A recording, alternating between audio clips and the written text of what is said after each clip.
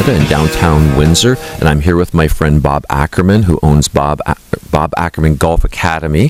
What we're going to be here talking about this morning is back to the basics of golfing. And what we want to do is we want to help you get better in golfing by getting back to the true basics in golfing. And what our ultimate goal here is to help give you those pointers, right, Bob? That's exactly right, Paul. Be prepared for March.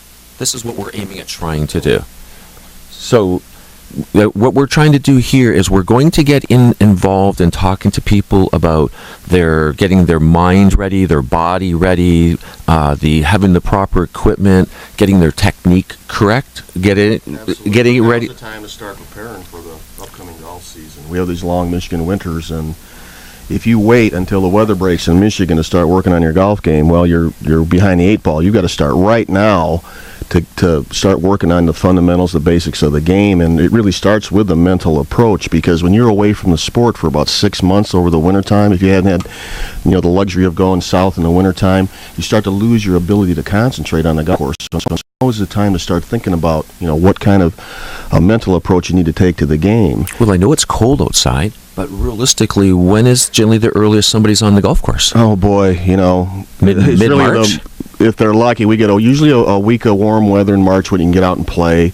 Usually the month of April is the whole month's cold and rainy, and it really isn't to the first part of May when you can count on decent weather. But the trick is to get out and play in March. The trick is to get out and play in April. I realized that when I moved to Michigan back in '98, that if I waited till the good weather to come around to play golf, I was going to be way behind. And so the next season, what I did is I got a really good rain suit. Mm-hmm. And I went out and played every Sunday at the local golf course in April. And every Sunday that I played, it never got into the 50s. It was always in the 40s. Wow. And the last Sunday of April, I still played, and it snowed that day. It was in the 30s, and there was only two of us on the golf course that played. But as long as you have the proper equipment, which is huge in golf, I had a great rain suit.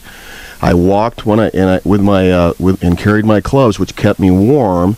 And the fact that I played in those harsh conditions, by the time the weather did warm up, everything got a lot easier. I was a lot more mentally prepared. I was tougher mentally. It was easier to play, and it Sure. created an edge for me when it came up to the season, and my game, just really improved. That really makes a lot of sense. So what we want to do is we're going to take our show and we're going to talk to people in different segments. So as we talk to them in different segments, because we're going to be here for the next hour talking to people about pointers and helping them get prepared for golfing. Over the next hour, there's going to be a lot of great information to help you be prepared. And like Bob says, there's a lot of fancy equipment. There's a lot of fancy stuff out there. But isn't it true? You just have to get back to the basics first and learning the basics to enjoy your golf game. That's right. You have to keep it simple. You have to keep it straightforward. It's all about being consistent. And if things get too complicated, you can't repeat them, so you lose your consistency. So if you're jumping in and out from one swing to the next, from one golf instructor to another one, if you're changing your clubs, if you're fumbling around between this magazine article and that magazine article, you're just doing the opposite of what you need to do to be a really good golfer, and that's to develop a consistent approach to it. And of course, my claim to fame of being in the optical industry, I keep on saying if you can't see the ball, you can't play well. And where my part comes in is that, when people reach their latter 40s, their 50s or 60s, and then they start struggling, because most of the people, as you know, when we reach our 50s and 60s, we generally need some eyewear for distance and, of course, for reading. And when we put these glasses on and we look down at the ground, the golf ball gets blurry or it swims or it moves. Not only at Visions of Canada in downtown Windsor have we our claim to fame is making real thin glasses for people, but we have now perfected the art of making eyeglasses for people that need bifocals, where we can fix their distance vision, fix it so they can look down at the ground and see the golf ball, see the scorecard, and enjoy golfing and seeing. Because realistically, how can you become consistent in golfing if you can't see what you're doing? Well, you can't, because it's like having a ball and chain. If when my vision started to deteriorate, when I was getting close to 50, I couldn't see the ball after it got out past 200 yards. And I was losing that critical feedback about whether, my ball stayed inbounds or went out of bounds, or whether my ball had a little curve to the left or a little curve to the right, or else it came up a little shorter, was a little long, if there was a bunker or a water hazard I had to carry. And that really made the game a lot more difficult for me, and I needed to get help with my eyeglasses. And, of course, the first pair I got wasn't too bad. The second pair I got, I four-putted the first green that I got. The lenses were so distorted in that pair of glasses that I got. It was basically an off-the-shelf pair of glasses that I bought that were inexpensive. I played one hole of golf with those glasses. I went home. I got on the web. I Googled up golf and eyeglasses. Paul's website came up. I gave him a call. I went down there, and I got the best pair of eyeglasses. It was just night and day. The first time I put them on, I could see so clear, so far away, and yet when I rotated my head back to look at the ball was in focus too. So that took my confidence level way up. It was one less aspect of the game that I had to concern myself with. I had confidence, and it's all about confidence and being consistent. Wouldn't you consider a quality pair of eyeglasses for seeing good as part of your equipment?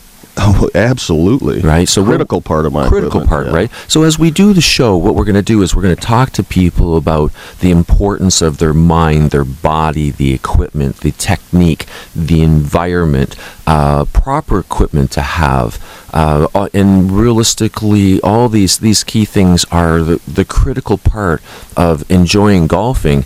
And my Visions of Canada store is downtown Windsor. We're just outside the tunnel exit. We're easy to find.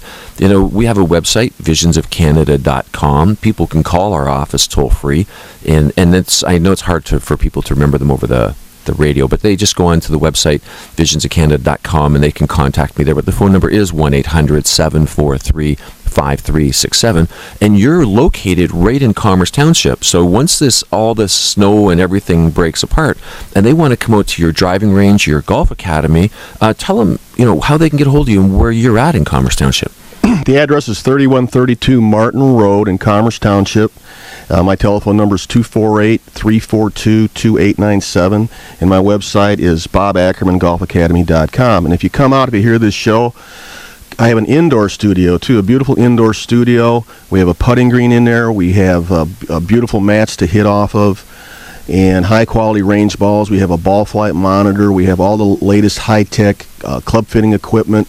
And if you come out, you hear this message, give me a call. I'll give you a free half-hour lesson. How much more can they ask for that? And when the weather does break at my driving range in Commerce Township, we've got beautiful grass tees.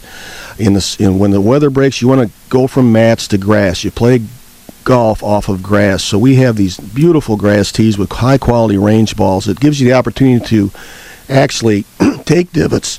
Excuse me, and practice the way you would play. You can also use drivers. There are a lot of ranges you have to hit off mats, and you're restricted to irons only. Not my range. You can hit as many drivers as you want.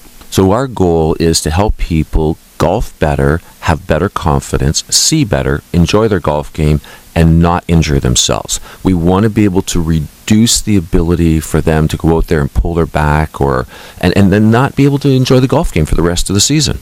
Is that correct? Absolutely. What you're trying to do is stay stronger, flexible, and stay healthy to really avoid injury. Because if you have a bad ankle or a bad back or a wrist injury or tendonitis, stiff neck, golf is a rotation sport. You need to be able to pivot, to create an arc, to create enough power. It's all about hitting the ball longer and straighter and more consistency. So if you can't turn because your back is stiff, you're reduced to just slapping at the ball with your hands and your arms, and that never works in golf. You have to pivot.